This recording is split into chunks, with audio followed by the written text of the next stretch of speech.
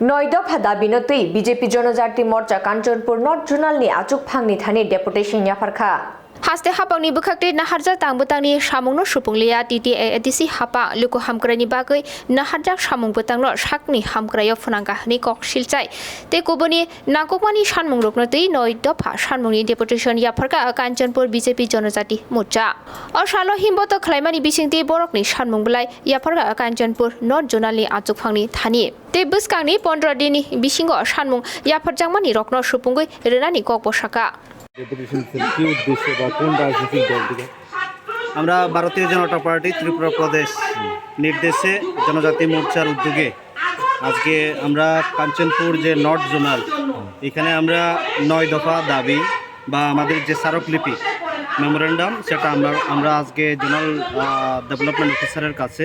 আমরা আজকে প্রেরণ করেছি যে যাতে 15 দিনের মধ্যে আমরা একটা এই মহামান্য রাজ্যপালের কাছে আমাদের যে প্রেরণ করা সুবার্তা নিয়ে যাতে আসে আমাদের ভারতীয় জনতা পার্টি যে ডিমান্ডগুলো চাইছে বা যে এদেশি সরকার ত্রিপুরা রাজ্যে যে দুর্নীতি করাপশন বলুন বা নেপোটিজম বলুন যে মানে স্বজন পোষণের ক্ষেত্রে যে দুর্নীতি হয়েছে কিংবা আর্থিকভাবে কেলেঙ্কারি হয়েছে তার বিস্তারিত তথ্য তুলে ধরার জন্যে এবং যা যা হয়েছে আজ পর্যন্ত যে অডিট পর্যন্ত করা হয়নি অডিট করতে গিয়ে কেন আজকে বাধা হচ্ছে কেন বা আজকে যে 13 কোটি টাকা যেটা নিরাপত্তারক্ষীদের স্বার্থে বিল্ডিং নির্মাণ করার জন্য কেন আজকে মুখ্য কার্যনির্বাহী সদস্য যিনি সিএম আজকে কেন সে নিজের ঘরের জন্য সে টাকাটা ব্যবহার করেছেন আজকে 10 কোটি টাকা কেন আমাদের যে আগরতলাতে একটা বিল্ডিং হওয়ার কথা ছিল সেখানে ছাত্রছাত্রীরা কিংবা সেখানে যারা অসুখ বা যারা থাকবেন তাদের ক্ষেত্রে নির্মাণ করার ক্ষেত্রে কিন্তু সে 10 কোটি টাকা কেন আজকে শিলংয়ের জন্য নির্মাণ করার জন্য সে টাকা দিয়ে বিল্ডিং কনস্ট্রাকশন করার জন্য কেন নেওয়া হচ্ছে তার জবাবদিহি ত্রিপুরা রাজ্যের এদেশি সরকার তথা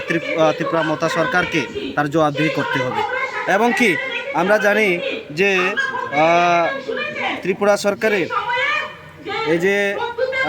যে টাকা দেওয়া হয়েছে শিক্ষক কোয়ালিটি হেলথ সার্ভিস সেন্টার নির্মাণ করার জন্যে 30 কোটি টাকা এই 30 কোটি টাকা পর্যন্ত আত্মসাৎ করা হয়েছে অর্থাৎ আজ পর্যন্ত এই বিল্ডিংটা কনস্ট্রাকশন তারা পুরোপুরি করতে পারেনি সেটাও ক্ষেত্রে যে দুর্নীতি হয়েছে তো সেটাকে মানে আমরা চাই যাতে অতি সত্বর সেটাকে তুলে ধরতে হবে যাতে কিভাবে হয়েছে দুর্নীতি কোয়ালিটি হেলথ সেন্টারের কথা বলছিলাম শিক্ষক কর্মচারীদের ক্ষেত্রেও তাই আজকে যেমন খুশি তারা অবৈধভাবে নিয়োগ করেছে যেখানে 2015 সালে শিক্ষক নিয়োগ নীতির ক্ষেত্রে কেন্দ্রীয় সরকারের যে গাইডলাইন পুরোপুরি কিছুই আজ পর্যন্ত মানা হয়নি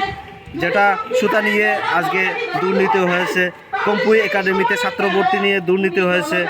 স্টাফ নার্স ক্ষেত্রে একটি জনজাতি ক্ষেত্রে যে চাকরি প্রদানের ক্ষেত্রে যে প্রশিক্ষণ নেওয়া হচ্ছে সেক্ষেত্রে দুর্নীতি হয়েছে